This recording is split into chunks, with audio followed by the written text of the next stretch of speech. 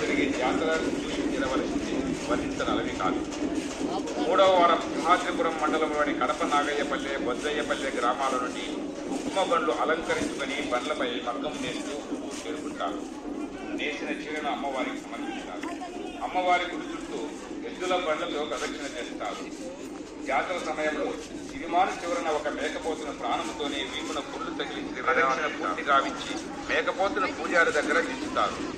పూజారి బండారు పూయగానే మేకపోతు వీపున గాయం మానిపోతుంది. తిరిగి యథావిధిగా ఆ మేకపోతు మధ్యలో కలుపుతారు.